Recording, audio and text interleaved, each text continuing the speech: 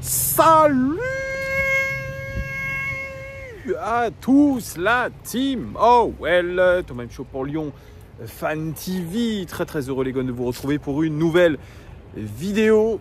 Fourvière est derrière et on a bien besoin de la Vierge Marie aujourd'hui pour croire au miracle concernant le maintien de l'Olympique Lyonnais en Ligue 1. Parce qu'aujourd'hui, c'est un état d'urgence un petit peu que nous avons avec notre club et ça fait quand même longtemps que ça dure, les amis. N'hésitez pas à vous abonner, c'est très important. Vous mettez un pouce aussi sur cette vidéo, c'est super aussi pour le référencement. Merci à tous de votre fidélité. Merci à tous ceux aussi que je croise, dont Erwan, que j'ai croisé avec sa très belle famille du côté de la Croix-Rouge. Je le remercie vraiment. Je croise de super suiveurs de cette chaîne, des amoureux de l'Olympique Lyonnais. Et aujourd'hui, on est tous dans la même galère. On est dans une merde noire, comme on peut dire vraiment, parce que hier, le match nul obtenu sur notre pelouse est tout sauf rassurant. Et surtout les propos de Fabio Grosso qui le dit, oui, on joue le maintien. Donc les termes sont dits, les mots sont dits. 2 semaines après sa prise de fonction, un peu plus de 2 semaines après sa prise de fonction, où John Textor disait on vise la Ligue des Champions, et bien désormais, c'est simple, nous visons le maintien. Les mots sont lâchés, c'est officiel, et cela a rien de rassurant pour un club comme l'Olympique Lyonnais, qui pourtant hier, eh bien, nous a donné quelques signes d'espoir. Quand on a mené 3-1, après avoir été mené au score, une fois n'est pas coutume, par un super but d'un joueur de 17 ans. Quel but en pleine lucarne, on s'est dit, le ciel nous est encore tombé sur la tête et pourtant l'Olympique Lyonnais a réagi quasiment dans la minute, ou en tout cas dans les minutes qui ont suivi avec ce super but de Nuama et ensuite ce but de Lacazette qui a été assez incroyable. Un très beau but lancé par Jeffinho qui a fait d'ailleurs une très bonne première mi-temps. Et puis il y a eu ce penalty, on l'a marqué. On s'est dit, ah, l'Olympique Lyonnais est en train de lancer sa saison. Eh bien non, l'Olympique Lyonnais n'était pas en train de lancer sa saison parce que ce club, trop souvent coupable de faire une mi-temps sur 2, eh bien, a réitéré ce genre de contre-performance. Et on a attaqué la seconde mi-temps avec la peur. On a rattaqué cette seconde mi-temps avec un manque de concentration, notamment défensive, où on a vu finalement toute notre ligne défensive se trouver coupable. Cela va de Clinton Mata à Jake O'Brien et Dejan Lovren qui ont été coupables sur la réduction du score de ce jeune de 17 ans. C'est vrai que tout le monde s'est un petit peu regardé, tout le monde a de contre-temps. Et puis cette erreur de Mama Baldé qui relance dans l'axe et qui donne l'opportunité encore au Lorientais de revenir avec un superbe but. Mais il y a eu aussi cet arrêt de Lopez, vous le savez. Donc l'Olympique Lyonnais a été incapable de gagner, de même, je dirais, a tenu finalement ce 3-3, puisque ça aurait pu être aussi pour nous une défaite si seulement Romain Fèvre, ancien Lyonnais, avait été beaucoup plus altruiste. Vous me direz, on a raté aussi une occasion avec Mama Baldé. Bref, vous voyez, il y a plein de choses vraiment qui nous sont passées par la tête sur ce match-là. Il y a eu des moments un peu plus haut, un peu plus bas, mais globalement, c'est une énorme déception parce que on n'a toujours pas cette première victoire de la saison et ça, c'est terriblement triste. C'est terriblement triste après 8 journées, ne pas avoir une victoire en Ligue 1, avoir 3 petits points sur 24 possibles. C'est absolument dramatique. Le mot est faible. Vraiment, on n'a pas gagné depuis plus de 4 mois. Plus de 4 mois sans avoir gagné le moindre match. Je ne sais pas si vous vous rendez compte, c'est la pire série de l'histoire de l'Olympique Lyonnais. C'est une série en cours. Et on ne voit pas comment aujourd'hui Fabio Grosso pourrait rétablir la marche, pourrait rétablir tout ce qui se passe actuellement. Il tente des choses.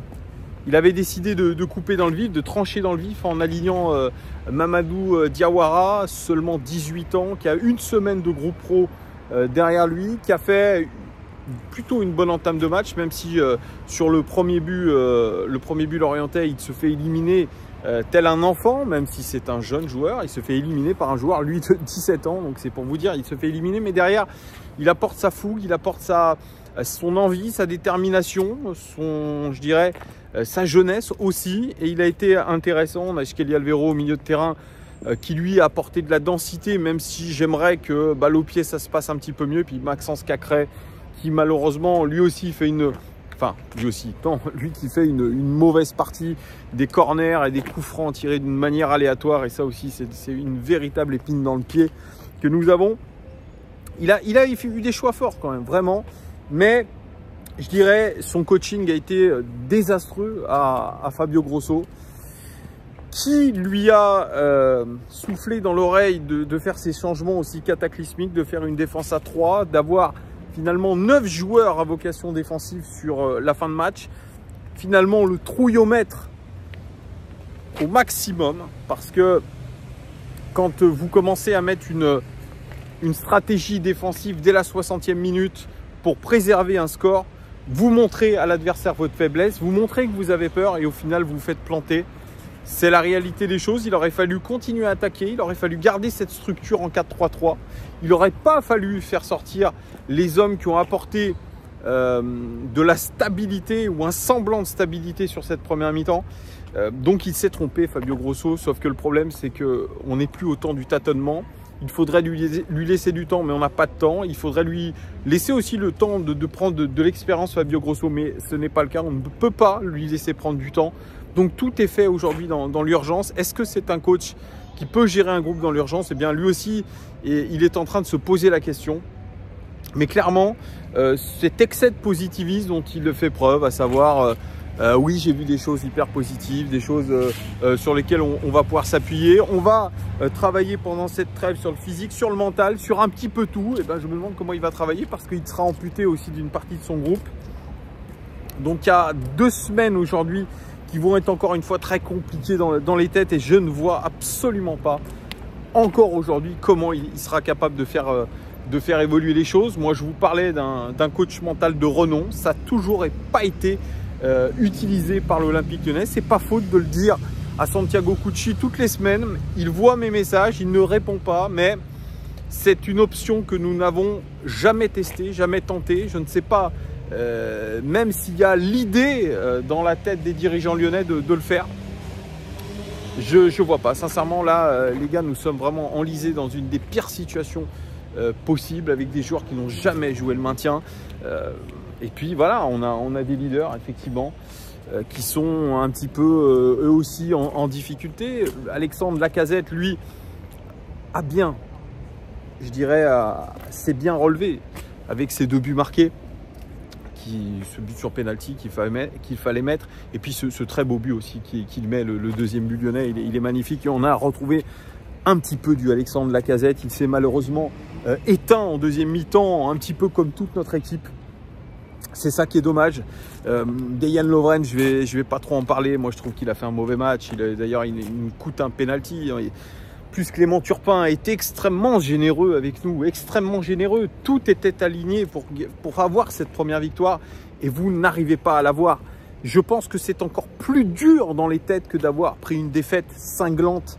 C'est d'avoir tutoyé la victoire et de finalement se retrouver avec un point qui n'arrange personne à l'OL. Personne à l'OL. C'est 2 points de perdus surtout. Là, sincèrement, c'est, je pense, une équipe qui, encore une fois, se remet la tête sous l'eau avec un public en plus. Ils ont la chance, cette équipe de l'Olympique Lyonnais, d'avoir un public qui a été derrière eux de la première à la 90e minute et je les félicite.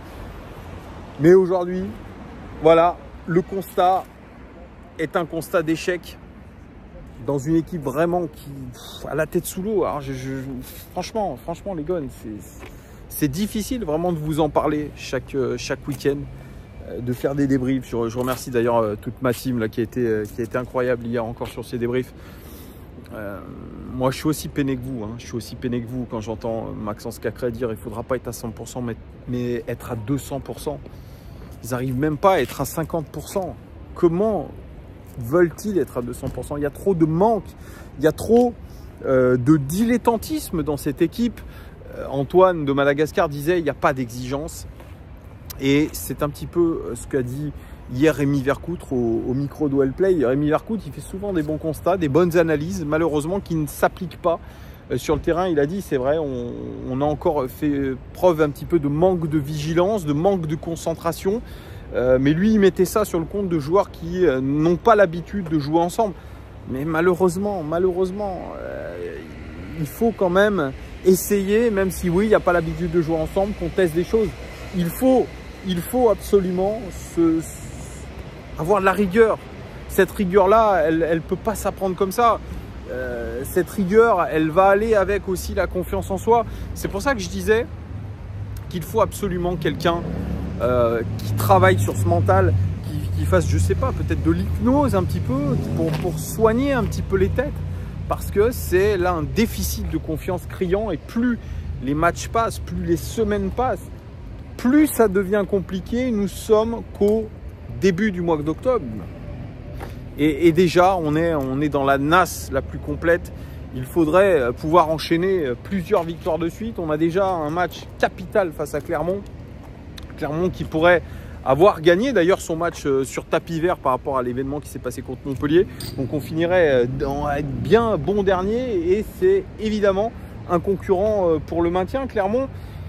Mais c'est un match aussi de la peur. C'est un match de la peur aujourd'hui qui nous attend et je vous laisse apprécier le calendrier que nous avons jusqu'à la trêve du mois de janvier qui est un calendrier absolument démentiel pour l'Olympique Lyonnais. Au programme Marseille, Monaco, me semble-t-il, Lens, aussi Rennes, que des équipes qui seront compliquées à jouer et qui ne rassurent pas.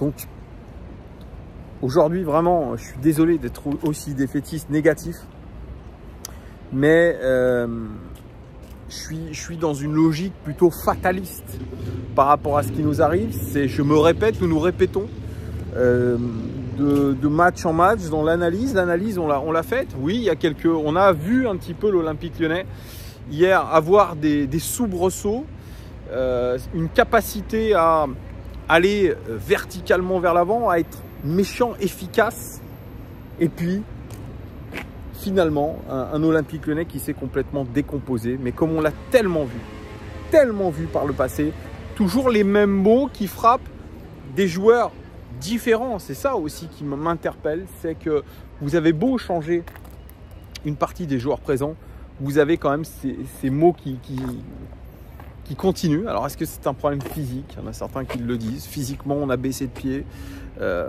Émotionnellement aussi, on a été rattrapé par la peur.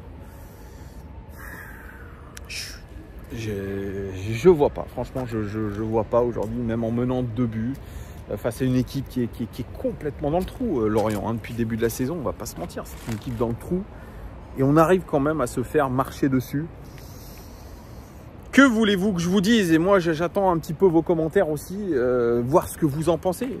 Sincèrement, les gars, est-ce que le maintien est possible? Est-ce qu'aujourd'hui, au 9 octobre, pour vous, le maintien paraît possible? C'est une phrase aujourd'hui qui est horrible dans ma bouche, mais qu'on est obligé de s'appliquer. Même les joueurs, je pense, n'ont pas conscience qu'ils sont en train de jouer de maintien. 3 points sur 24 possibles, même dans une Ligue 1 faible, c'est dramatique et ça parle pour soi. C'est terrible. Voilà, dites-moi en commentaire, les gars, ce que vous avez sur le cœur. N'hésitez pas. Merci en tout cas de votre soutien. On sera là. On va voir un petit peu comment on anime cette trêve internationale, hein, parce que voilà, c'est la trêve internationale de toutes les angoisses. Merci à vous en tout cas de votre fidélité et à très vite. Ciao!